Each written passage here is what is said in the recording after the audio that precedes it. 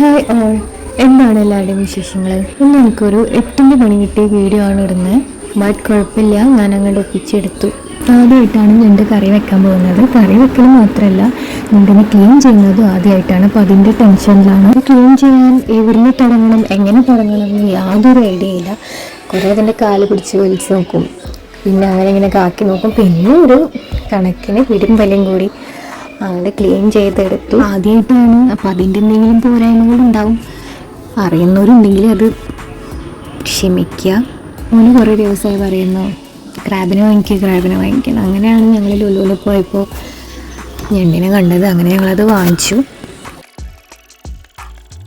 അപ്പോൾ ഇതാ ഞണ്ടെല്ലാം ക്ലീൻ ചെയ്ത് കഴിഞ്ഞു. ഇനി നമുക്കതിനെ വാഷ് ചെയ്യാം. വാഷ് ചെയ്ത് നല്ല വൃത്തിയാക്കി കഴുകിയെടുക്കണം. നല്ലപോലെ വാഷ് ചെയ്തിട്ട് ഞാനിവിടെ എടുത്ത് വെച്ചിട്ടുണ്ട്. ഇവിടെ ഞാൻ 2 സവാള, 3 തക്കാളി, 1 വെളുത്തുള്ളി, 2 പച്ചമുളക്, പിന്നെ 1 പീസ് ഇഞ്ചിയാണ് എടുത്തിട്ടുള്ളത്. ഇനി ഇതെല്ലാം കഴുകി സവാളയും തക്കാളിയും എല്ലാം അരിഞ്ഞെടുക്കണം. പിന്നെ ഇഞ്ചിയും വെളുത്തുള്ളിയും പച്ചമുളകും കൂടെ മിക്സിയിലിട്ട് അരച്ചെടുത്ത് പേസ്റ്റാക്കി വെക്കണം. ഞാനിവിടെ ഇഞ്ചിയും വെളുത്തുള്ളിയും പച്ചമുളകും നല്ലോണം പേസ്റ്റ് ആക്കിയിട്ടില്ല, ഒന്ന് ക്രഷ് ചെയ്ത പോലെയാണ് ആക്കിയെടുത്തിട്ടുള്ളത്. നെക്സ്റ്റായിട്ടൊരു പാൻ ചൂടാക്കിയിട്ട് അതിൽ ഞാനിവിടെ വെളിച്ചെണ്ണയാണ് യൂസ് ചെയ്യുന്നത്. നമ്മളെന്തെണ്ണ യൂസ് ചെയ്യുന്നത് വെച്ചാൽ നമുക്ക് ഒഴിക്കാം. ഓയിൽ യൂസ് ചെയ്യുന്നവരുണ്ടാവാം. അതിലേക്ക് സവാള ഇട്ട് കൊടുത്തിട്ടുണ്ട്. സവാള നന്നായി വഴന്ന് വരുമ്പോൾ തക്കാളി ഇട്ട് കൊടുത്തു.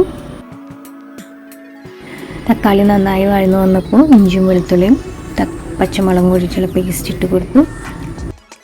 അതിൻ്റെ പച്ചമണം മാറുന്ന വരെ നന്നായിട്ട് ഇളക്കണം.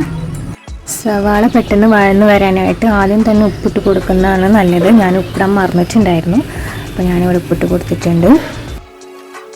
അതിനുശേഷം നന്നായിട്ട് മിക്സ് ചെയ്തിട്ട് അതിനുശേഷം ക്ലീൻ ചെയ്ത് വെച്ച് ഞണ്ട് അതിലേക്ക് ഇട്ട് കൊടുക്കുകയാണ്.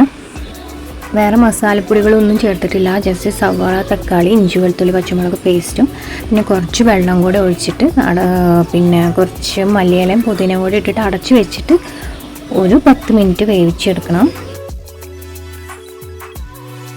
ഇനി ഞാനത് ഓപ്പൺ ചെയ്ത് നോക്കുന്നുണ്ട്. അപ്പോൾ കുറച്ച് വെള്ളമൊക്കെ ഇറങ്ങി വന്നിട്ടുണ്ട്.